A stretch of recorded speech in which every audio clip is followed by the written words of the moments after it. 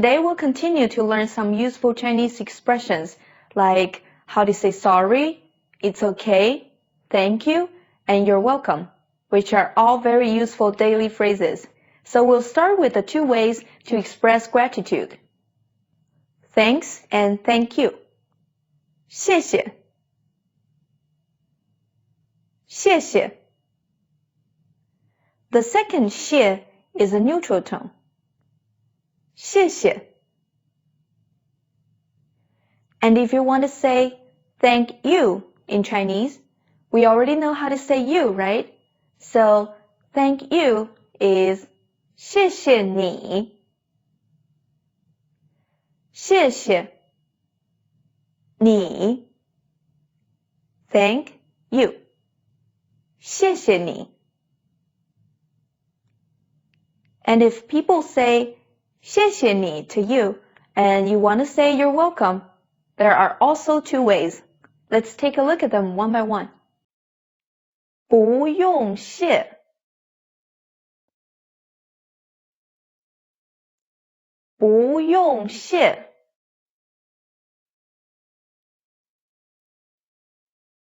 不用谢。No. Use to thank. Literally saying, you don't need to thank me, or basically, you're welcome. 不用谢。And there's another way. 不客气。气 is in the neutral tone. 不客气。不客气。Not to be polite. Literally, don't be polite, or basically, you're welcome. 不客气。Also, the character 客 means guest. 气 here means the quality you're showing, or the feeling that people get from looking at you or being around you. So 客气 means that you give off the feeling that you're being polite like a guest. 不客气 means don't feel that you're a guest. Make yourself more comfortable, not so formal or polite. So two ways to say you're welcome, right? First one, 不用谢。Second, 不客气。Very good. So now suppose your roommate is going to thank you for something. Can you respond in Chinese? 谢谢你。So two ways. 不用谢。不客气。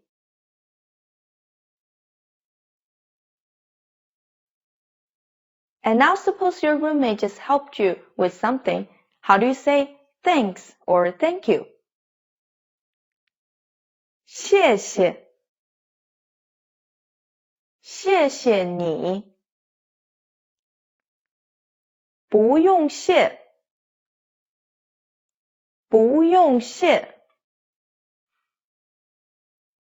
不客气。不客气。Very good. So now we'll learn how to say sorry and it's okay in Chinese. It's easier because today we're only learning one way for each expression. First, sorry. 对不起。The 不 here is a neutral tone. 对不起。对不起。对 is to treat. 不起 is a grammatical structure. It is usually used after a verb to indicate a sense of qualification or up to the standards. So 对不起 is like saying I'm not treating you like how I'm supposed to. Basically, sorry. Structures like 不起 are called complements. 补语. It is a sentence component and is rarely found in other languages. And because of this, it deserves special attention. For example, phrases that use complements in Chinese have to be spoken that way, but maybe in your native language, there's another way to say it. But unfortunately, in Chinese, you will have to use the complement. A complement can be a word or a group of words. It usually goes after the verb, sometimes after an adjective as well. Usually a complement is there to help suggest the result, direction, possibility, or state of an action. We'll learn more about the complement structure with more examples in the future, but for right now, we just need to know that there is a structure like this in Chinese, and 对不起 is just one example. 对不起. So if someone says 对不起, how do you say it's okay in Chinese? 没关系. 系 is in the neutral tone. 没关系. 没关系. 没 no, don't have. 关系 relationships or impact. So 没关系 no impact. It's okay. It doesn't matter. No worries. 没关系. Very good. So here's your coworker.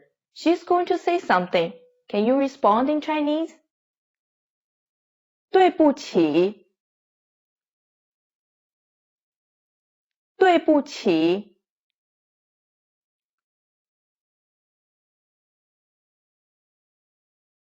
没关系。And suppose you need to say sorry to someone. How do you say it in Chinese? 对不起。没关系。没关系。So these are the phrases we learned today, and each phrase is put together by 2 or 3 characters. And when you take a closer look at these phrases and see the meaning of each word in these phrases, or even closer, each character, you will find out the logic behind it. And if you can see how and why these characters are used in these phrases, it helps us to understand and remember not just these phrases, but also phrases in the future, because you might see the same character or the same logic used in other phrases. So before we finish, let's do a quick review. 谢谢谢谢谢谢谢谢谢你谢谢你课课气气客气客气不客气不客气用用不用谢不用谢对对不起不起对不起对不起没没关系，关系，没关系，没关系。